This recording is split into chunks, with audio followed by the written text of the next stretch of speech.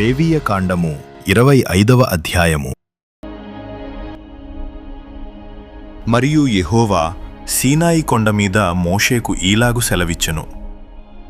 నీవు ఇశ్రాయేలీయులతో ఇట్లనము, నేను మీకిచ్చుచున్న దేశములోనికి మీరు వచ్చిన తరువాత ఆ భూమి కూడా యెహోవా పేరట విశ్రాంతి కాలమును ఆచరింపవలెను. 6 సంవత్సరములు నీ చేను విత్తవలెను. 6 సంవత్సరములు నీ ఫలవృక్షముల తోటను బద్దించి దాని ఫలములను కూర్చుకొనవచ్చును. 7వ సంవత్సరము భూమికి మహావిశ్రాంతి కాలము, అనగా యెహోవా పేరట విశ్రాంతి సంవత్సరముగా ఉండవలెను. అందులో నీ చేను విత్తకూడదు, నీ ఫలవృక్షముల తోటను శుద్ధిపరచకూడదు, నీ కారుచేల పంటను కోసికొనకూడదు, శుద్ధిపరచని నీ వృక్ష ఫలములను ఏరుకొనకూడదు. అది భూమికి విశ్రాంతి సంవత్సరము. అప్పుడు భూమి యొక్క విశ్రాంతి సంవత్సర సస్యము నీకును, నీ దాసునికిని, నీ దాసికిని, నీ జీతగానికిని, నీతో నివసించు పరదేశికిని ఆహారమగును. మరియు నీ పశువులకును, నీ దేశ జంతువులకును దాని పంట అంతయు మేతగా ఉండును. మరియు 7 విశ్రాంతి సంవత్సరములను, అనగా 7 ఏండ్లు గల సంవత్సరములను లెక్కింపవలెను. ఆ 7 విశ్రాంతి సంవత్సరముల కాలము 49 సంవత్సరములగును. 7వ నెల 10వ నాడు మీ స్వదేశమంతట శృంగనాదము చేయవలెను. ప్రాయశ్చిత్తార్థ దినమున మీ దేశమంతట ఆ శృంగనాదము చేయవలెను. మీరు ఆ సంవత్సరమును, అనగా 70వ సంవత్సరమును పరిశుద్ధపరచి మీ దేశవాసులకందరికి విడుదల కలిగినదని చాటింపవలెను. అది మీకు సునాదముగా నుండును. అప్పుడు మీలో ప్రతివాడు తన స్వాస్థ్యమును తిరిగి పొందవలెను. ప్రతివాడు తన కుటుంబమునకు తిరిగి రావలెను. ఆ సంవత్సరము, అనగా 70వ సంవత్సరము మీకు సునాద కాలము. అందులో మీరు విత్తకూడదు, కారు పంటను కోయకూడదు, శుద్ధిపరచని నీ ఫలవృక్షముల పండ్లను ఏరుకొనకూడదు. అది సునాద కాలము. అది మీకు పరిశుద్ధమగును. పొలములో దానంతటా అదే పండిన పంటను మీరు తినెదరు. ఆ సునాద సంవత్సరమున మీలో ప్రతివాడు తన స్వాస్థ్యమును మరల పొందవలెను. నీవు నీ పొరుగువానికి వెలకు ఇచ్చిన దేని విషయములో కాని, నీ పొరుగువాని దగ్గర నీవు కొనిన దేని విషయములో కాని మీరు ఒకరినొకరు బాధింపకూడదు. సునాద సంవత్సరమైన తరువాత గడచిన ఏండ్ల లెక్క చొప్పున నీ పొరుగువాని యొద్ద నీవు దానిని కొనవలెను. పంటల లెక్క చొప్పున అతడు నీకు దానిని అమ్మవలెను.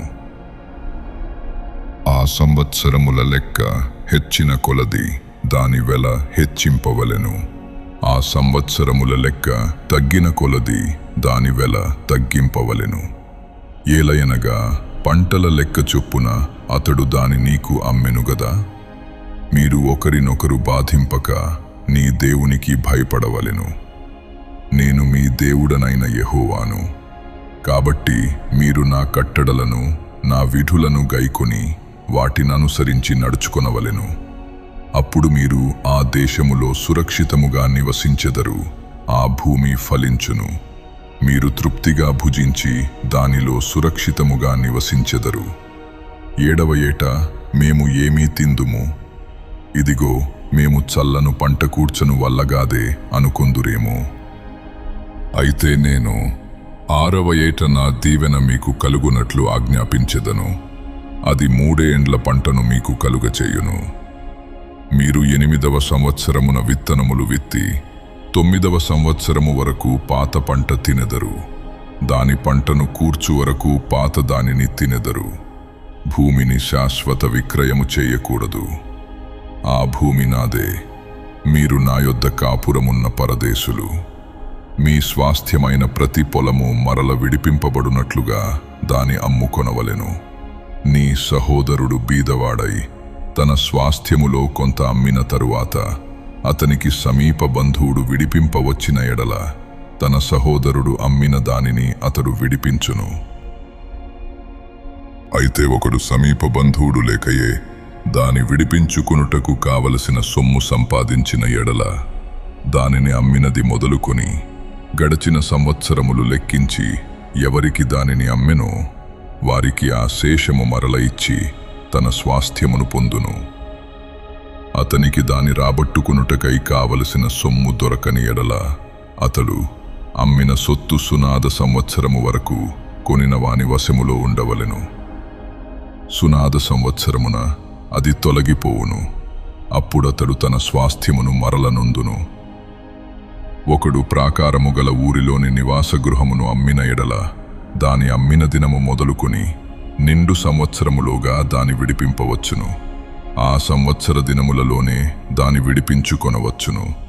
అయితే ఆ సంవత్సర దినములు నిండకమునుపు దాని విడిపింపని ఎడల ప్రాకారము గల ఊరిలోనున్న ఆ ఇల్లు కొనిన వానికి వాని తరతరములకు అది స్థిరముగా నుండును. అది సునాద కాలమున తొలగిపోదు.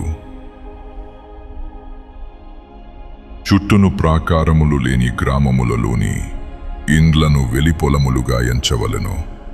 అవి విడుదల కావచ్చును. అవి సునాద కాలములో తొలగిపోవును. అయితే లేవీయుల పట్టణములు అనగా వారి స్వాధీన పట్టణములలోని ఇండ్లను విడిపించుటకు అధికారము లేవీయులకు శాశ్వతముగా ఉండును. లేవీయుల పట్టణముల ఇండ్లు ఇశ్రాయేలీయుల మధ్యనున్న వారి స్వాస్థ్యము గనుక ఒకడు లేవీయుల యొద్ద ఇల్లు సంపాదించిన ఎడల పిత్రార్జిత పట్టణములో అమ్మబడిన ఆ ఇల్లు సునాద సంవత్సరమున తొలగిపోవును. వారు తమ పట్టణముల ప్రాంత భూములను అమ్ముకొనకూడదు. అవి వారికి శాశ్వత స్వాస్థ్యము. పరవాసి అయినను అతిథి అయినను నీ సహోదరుడొకడు బీదవాడై నిరాధారుడై నీ యొద్దకు వచ్చిన ఎడల నీవు వానికి సహాయము చేయవలెను. అతడు నీ వలన బ్రతుకవలెను. నీ దేవునికి భయపడి వాని యొద్ద వడ్డీనైనను తీసి కొనకూడదు. నీ సహోదరుడు నీ వలన బ్రతుకవలెను. నీ రూకలు వానికి వడ్డీకియకూడదు. నీ ఆహారమును వానికి లాభమున కీయకూడదు. నేను మీకు కనాను దేశమునిచ్చి మీకు దేవుడగునట్లు ఐగుప్తు దేశములో నుండి మిమ్మును రప్పించిన మీ దేవుడనైన యెహోవాను. నీ యొద్ద నివసించు.